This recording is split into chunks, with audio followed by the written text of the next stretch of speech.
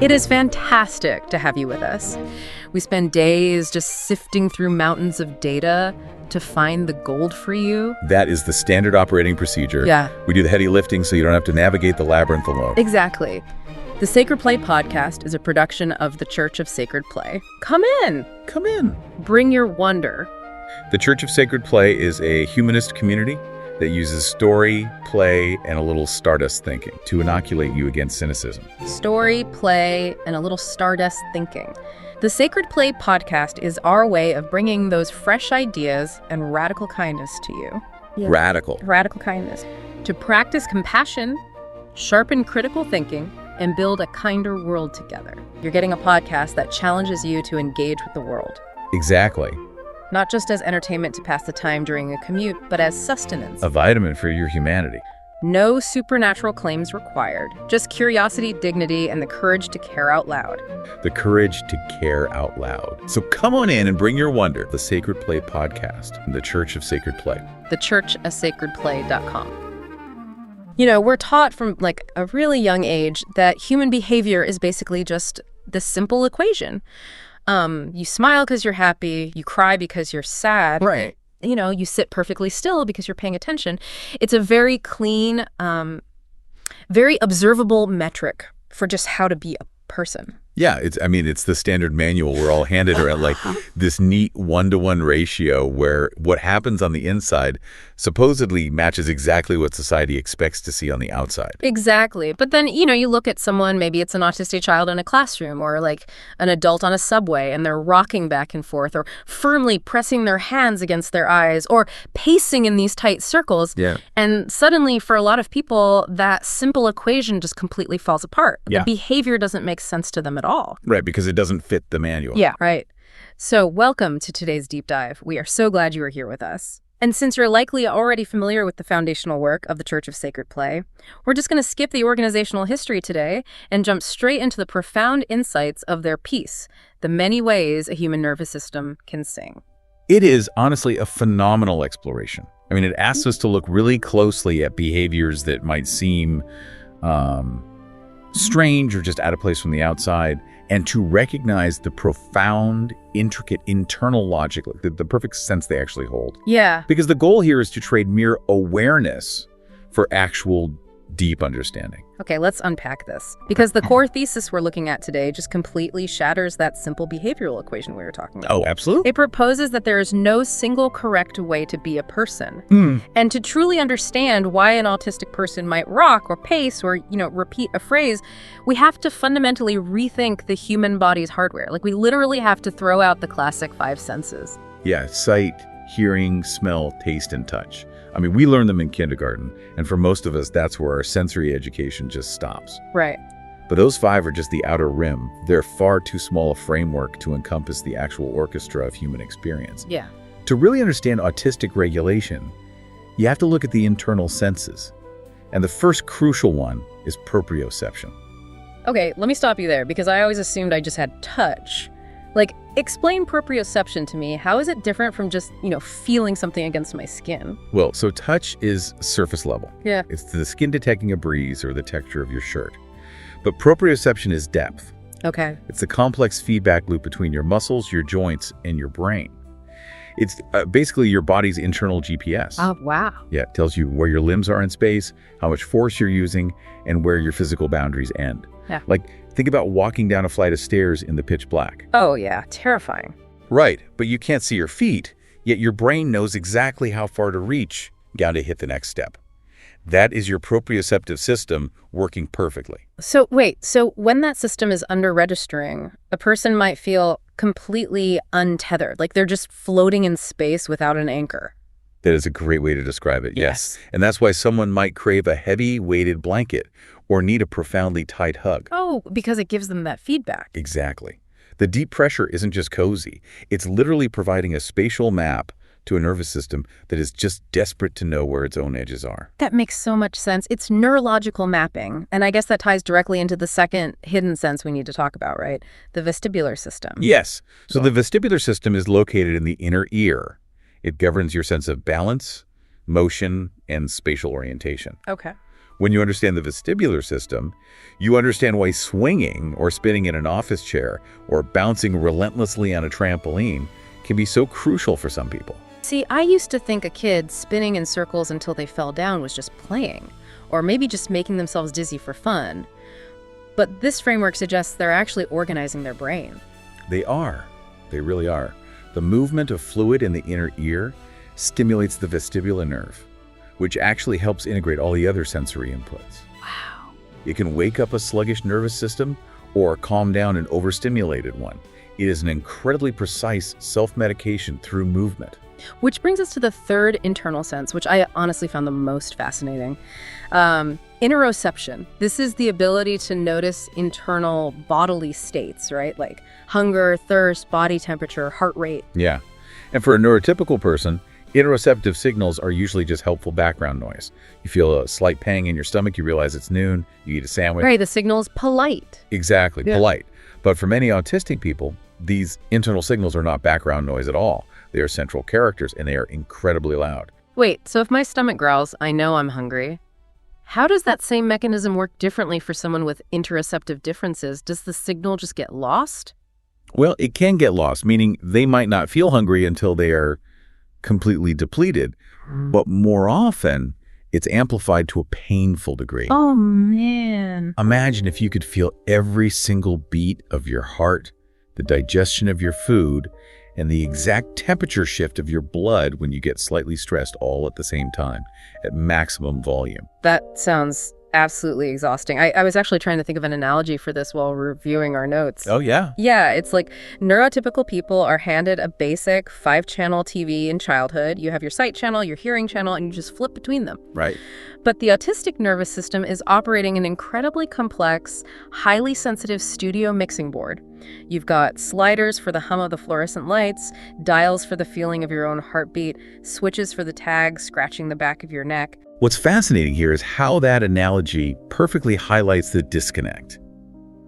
If you don't know that studio mixing board exists, you're going to misinterpret everything that person does. Totally. A teacher with a 5-channel TV sees clear skies and a quiet classroom, but the autistic child sitting in front of them might be having a meltdown because their internal mixing board is just blaring with interoceptive overload. And the teacher thinks the child is reacting to nothing. Exactly. When in reality, they're fighting a sensory hurricane. It just completely shifts the paradigm. I mean, we're so quick to label behaviors as random or defiant. But when you understand proprioception, the vestibular system, and interoception, you realize these behaviors are active, intelligent engagements with the world inside. Which naturally leads us to ask, how does a person actually manage that complex mixing board? Yeah. We hear constantly about sensory avoidance, right? Covering ears in a loud room, cutting tags out of shit. Yeah, everyone knows about that. But avoidance is only half the story. The other half is sensory seeking. And the mechanism behind sensory seeking is incredibly elegant in the text.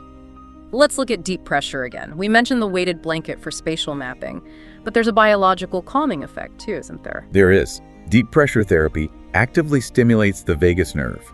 And when the vagus nerve is engaged, it signals the parasympathetic nervous system to take over. The rest and digest mode. Exactly. It literally lowers your heart rate and decreases cortisol production. So when we read about individuals from the text like Lena, who needs intense deep pressure simply so she can breathe more fully, or Jonah, who comes home from school and immediately presses his entire body weight into the couch cushions to land. Right, they aren't acting strange. No, they are manually pulling the biological lever that triggers a state of calm. Or Priya wrapping herself in blankets for safe touch.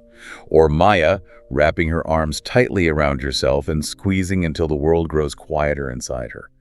Her body knows exactly what it needs to find physiological equilibrium. I think everyone listening right now can relate to this on a micro level too.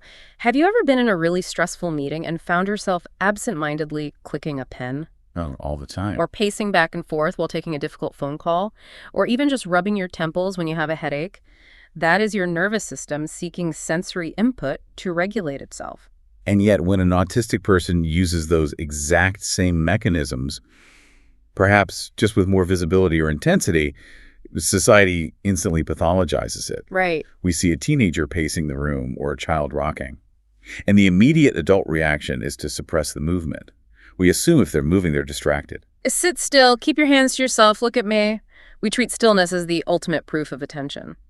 But I love how this concept was described with Marcos in the text, a person who paces the hallway when he thinks.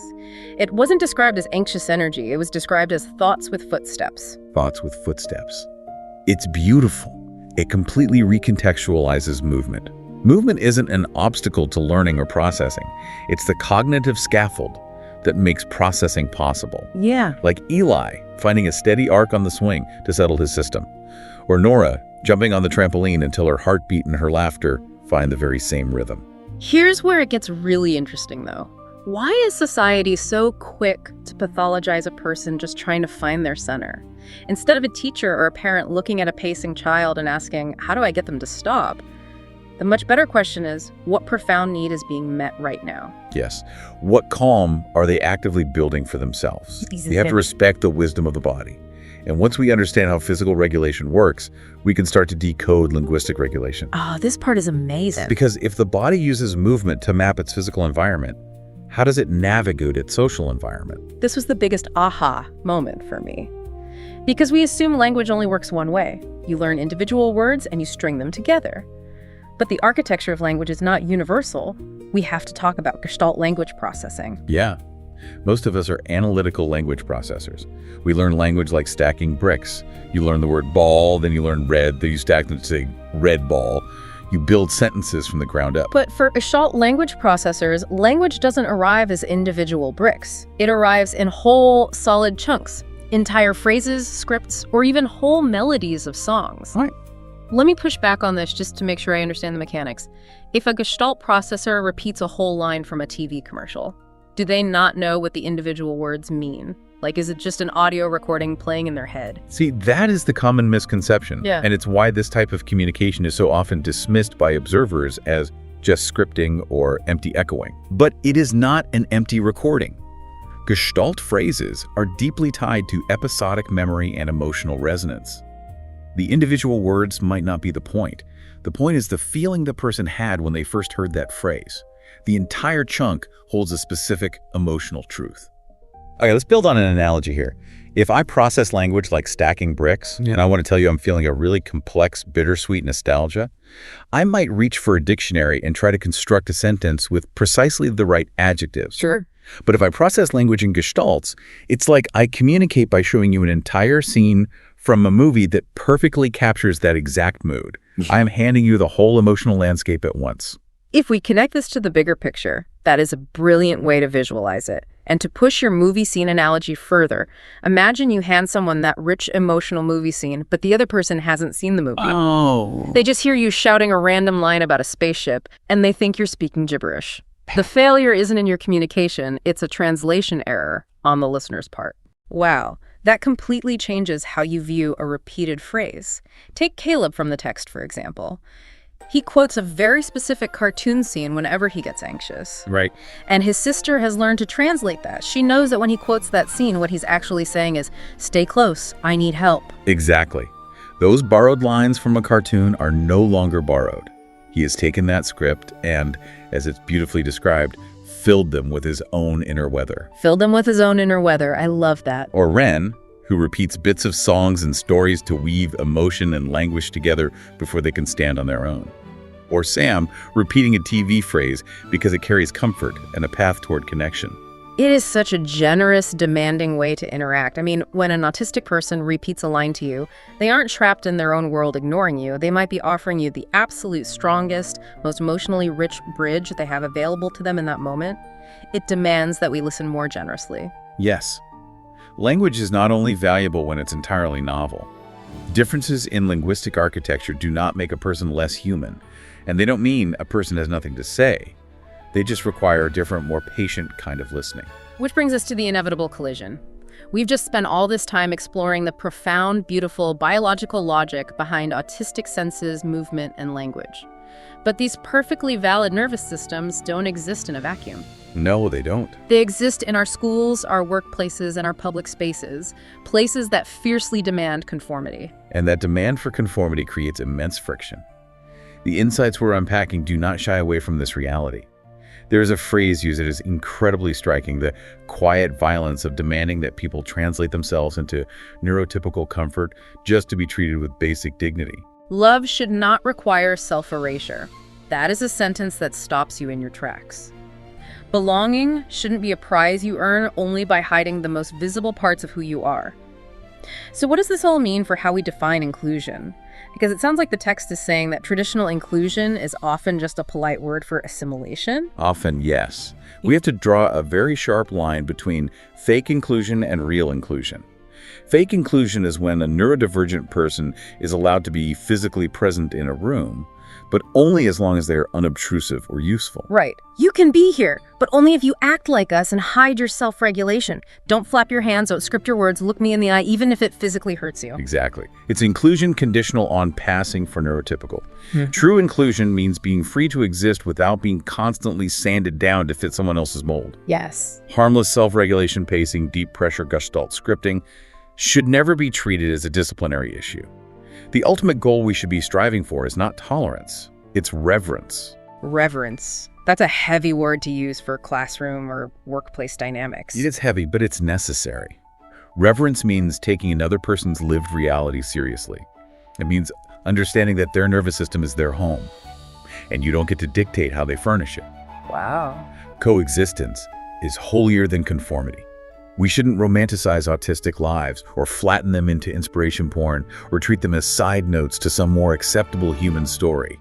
They are the story. And I want to make sure we emphasize that this applies heavily to adults, too. It's very easy for society to picture a child needing a quiet corner, but we forget about the autistic adult. Oh, absolutely. The adult who scripts out an entire conversation word for word before making a doctor's appointment, or the professional who keeps a textured object in their pocket, rubbing it quietly under the conference room table just to cope with a corporate world that constantly feels sharper and louder than they can handle. Or the adult who actively avoids certain fabrics or bright lighting because they have learned the hard way what it costs their body, biologically, to push through that sensory pain.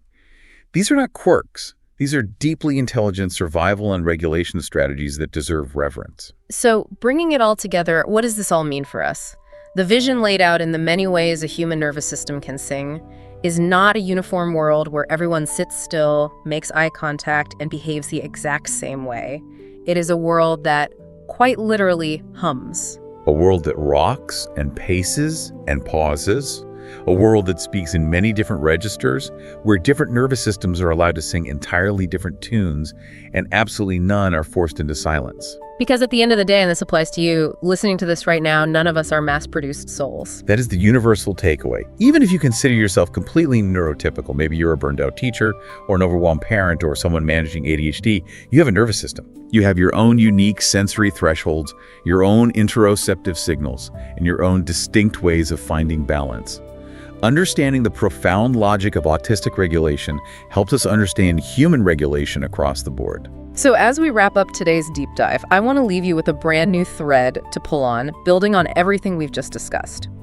We've talked a lot about the immense energy society spends forcing autistic individuals to suppress their natural, highly intelligent self-regulation, the pacing, the deep pressure, the vocalizing. The quiet violence of forced conformity. Right, a violence that demands you ignore your own biological needs to make others comfortable. So ask yourself this: what completely natural, deeply necessary self-regulation mechanisms have you been unconsciously suppressing in your own nervous system just to appear professional or normal in your daily life?